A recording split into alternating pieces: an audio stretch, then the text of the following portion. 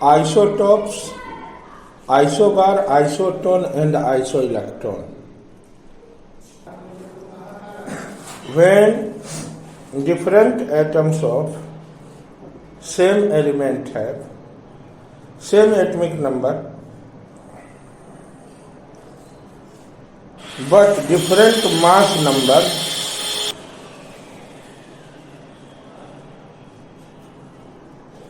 cause of different number of neutrons known as isotopes for each other.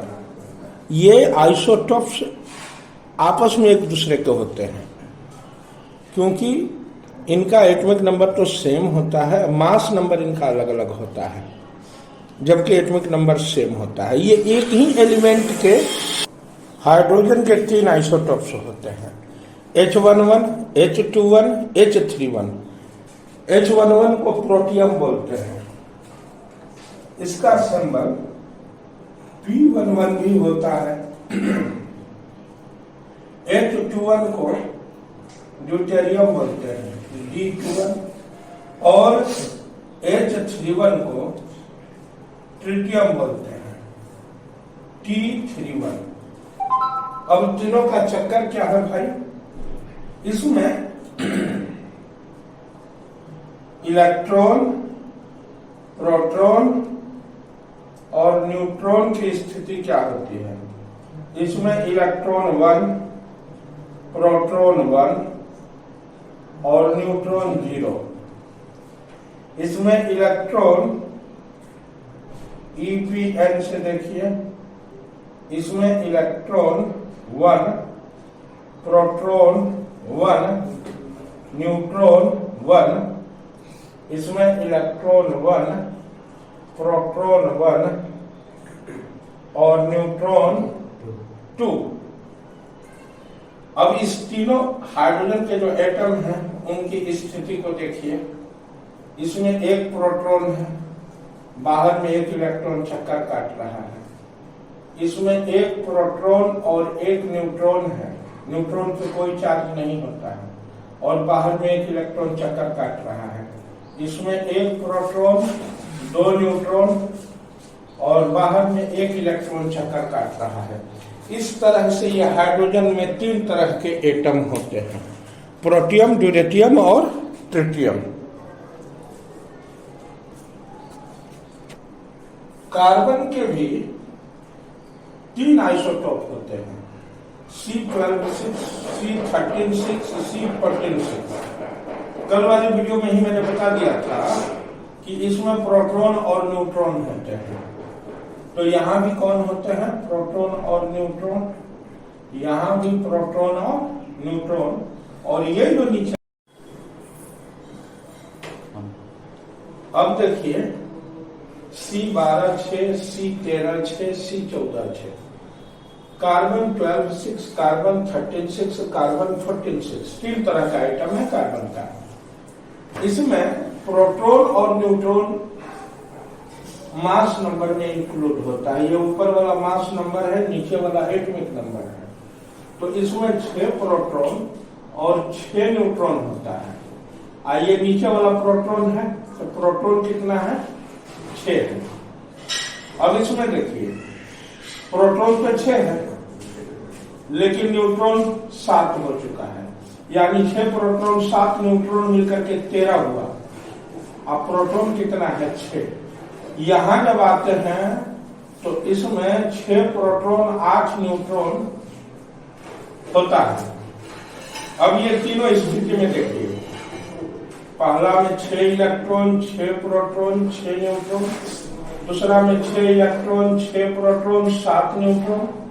6 electron, 6 proton, 8 neutron. इस तरह से chlorine का 2 isotopes होता है, क्लोरीन 3517, क्लोरीन 3717, क्लोरीन 3517, क्लोरीन 3717। अब आपको पता है कि इसमें P+N है, इसमें खाली P है, यानी इसमें खाली प्रोटॉन है, इसमें प्रोटॉन प्लस न्यूट्रॉन है। तो प्रोटॉन प्लस न्यूट्रॉन मिलकर कितना है भाई? 17 प्रोटॉन है, 18 न्यूट्रॉन है। इसमें P प्लस N मिलकर 37 है, 17 प्रोटॉन है, 20 न्यूट्रॉन है। अब प्रोटॉन कितना है? 17। तो आप कह सकते हैं electron 17, electron 17, proton 17, proton 17, neutron में फर्क पड़ गया। न्यूट्रॉन इसका कितना है? 18 और न्यूट्रॉन इसका कितना है? 20। इस तरह से क्लोरीन के ये 2 आइसोटॉप्स हुए। क्लियर है? इसी प्रकार से यूरेनियम के भी 2 आइसोटॉप्स होते हैं। यूरेनियम का कौन कौन? Uranium 238 92, uranium 235 92। तो आपने देखा बहुत सारे एटम, जिसमें हमने कुछ का एग्जाम्पल दे दिया, ऑक्सीजन का भी होता है। और अब हम लोग जानना चाहेंगे आइसोटॉप्स के बाद आइसोबार। आइसोबार का डेफिनेशन क्या है? When different atom of different element has same mass number but different atomic number known as isobar। यहाँ डिफरेंट एलिमेंट का डिफरेंट एटम होता है, यहाँ सेम एलिमेंट का एटम नहीं होता है। अब यहाँ 2 है, जैसे CF4020। अब देखिए ये कैल्शियम का एटम है या आर्गन का एटम है। अब ये प्रोटॉन प्लस न्यूट्रॉन है, इसका मतलब यहाँ प्रोटॉन है 20, न्यूट्रॉन है 20 और नीचे प्रोटॉन है 20। लेकिन यहाँ चक्कर क्या है? प्रोटॉन तो 18 है, प्रोटॉन 18 है, लेकिन न्यूट्रॉन 22 है। अब न्यूट्रॉन में डिफरेंस के कारण इलेक्ट्रॉन नाम से ही पता चलता है, वेन डिफरेंट एटम्स और डिफरेंट एटम्स यहाँ नहीं होता है, मॉलिक्यूल भी आ जाता है, मॉलिक्यूल और अब यहाँ एलिमेंट नहीं कहा जाएगा, species which has same number of electron,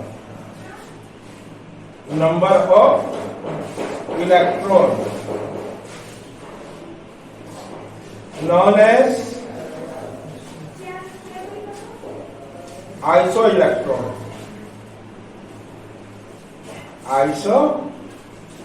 electron, इन्हें आइसो इलेक्ट्रॉन कहते हैं। अब इसका एग्जांपल क्या है भाई? देख सकते हैं आप, K प्लस, इसमें इलेक्ट्रॉन 18 इलेक्ट्रॉन है, प्लस चार्ज होने के कारण, क्योंकि इसका मास नंबर 39 होता है और एटॉमिक नंबर 19 होता है। एक प्लस चार्ज होने के कारण अब उसमें 19 इलेक्ट्रॉन के जगह 18 इलेक्ट्रॉन है।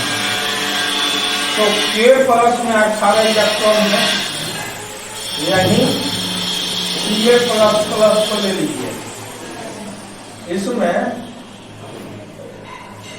40 इसका मास नंबर है और 20 प्रोटॉन है इसमें, यानी एटॉमिक नंबर, लेकिन 2 इलेक्ट्रॉन देने के कारण इसमें 2 यूनिट पॉजिटिव चार्ज आ गया है। अब इसमें भी 18 ही इलेक्ट्रॉन है। दूसरे तरफ आर्गन को देखिए, आर्गन में भी 18 ही इलेक्ट्रॉन है। यहाँ हमें प्रोटॉन को हमने नहीं देखा, बल्कि हमने केवल इलेक्ट्रॉन को देखा।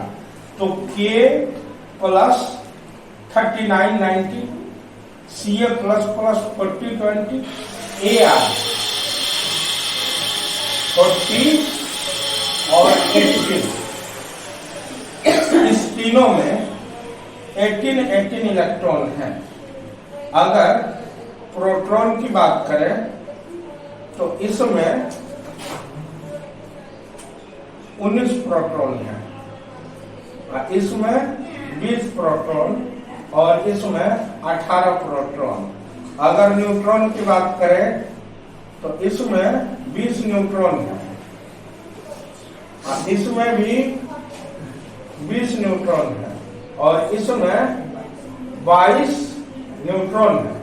लेकिन तीनों का इलेक्ट्रॉन देखिए सेम है, इसी कारण से इसे हम आइसो इलेक्ट्रॉन कहते हैं।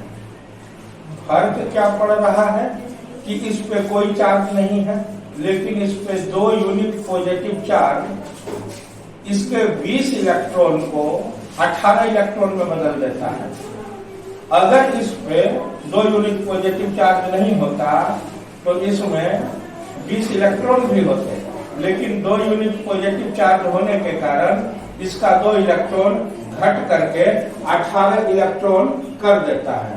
ठीक उसी तरह से अगर इसमें पॉजिटिव चार्ज नहीं होता तो इसमें 19 इलेक्ट्रॉन होता, लेकिन एक पॉजिटिव चार्ज होने के कारण यहाँ से 1 इलेक्ट्रॉन घट जाता है। इस तरह से ये रहे आपके आइसो इलेक्ट्रॉन।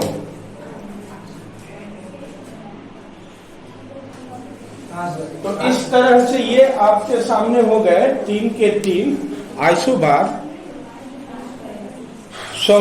इलेक्ट्रॉन। अब हम लोग देखेंगे आइसोटोन, यानी जिसमें कि न्यूट्रॉन सेम हो। आइसोटोन यानी कि आइसो न्यूट्रॉन। ऊपर जो नंबर है इसमें प्रोटॉन प्लस न्यूट्रॉन दोनों है, आपको पता है। तो P प्लस N मिलके 14 है। तो प्रोटॉन कितना हो गया भाई? प्रोटॉन हो गया 6 और न्यूट्रॉन 14 पुराने के लिए 8 चाहिए, यानी इसमें 8 न्यूट्रॉन है। क्योंकि इलेक्ट्रॉन और प्रोटॉन किसी भी न्यूट्रल एटम में जिसपे प्लस या माइनस नहीं है सेम होता है। अब यहाँ 7 प्रोटॉन 7 इलेक्ट्रॉन है, तो प्रोटॉन कितना हो जाएंगे? 7, लेकिन न्यूट्रॉन कितना हो जाएंगे? 8। देखिए यहाँ न्यूट्रॉन दोनों में सेम आ रहा है। तीसरा का भी वही हाल है, 8 न्यूट्रॉन। तो आइसोटोन या आइसो न्यूट्रॉन का डेफिनेशन होता है different atom contain with same number of neutron, same number of neutron, known as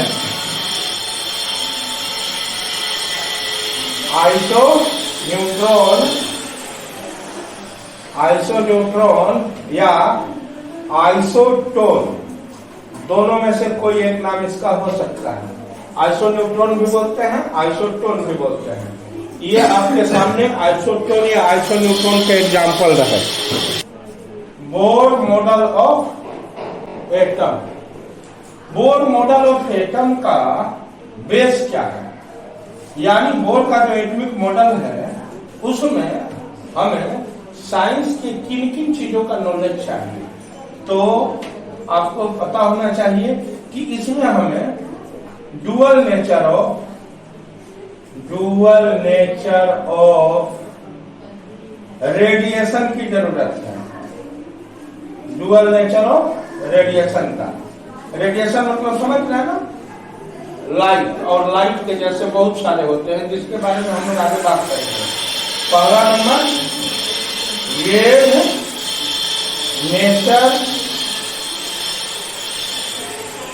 wave nature of radiation, और दूसरा नंबर, पहला तो हाइपोथेसिस है वेव नेचर ऑफ रेडिएशन, दूसरा हाइपोथेसिस जिसपे हमें सोचना है particle nature of radiation,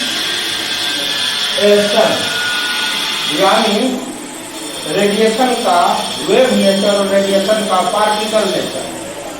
Bohr model को समझने के लिए हमें दोनों नेचर को समझना होगा, यानी लाइट का वेव वाला नेचर और लाइट का पार्टिकल वाला नेचर। वेव नेचर में हम लोग पढ़ेंगे, पहले वेव नेचर पढ़ेंगे, उसमें हम लोग क्या क्या पढ़ेंगे, वेवलेंथ, फ्रीक्वेंसी,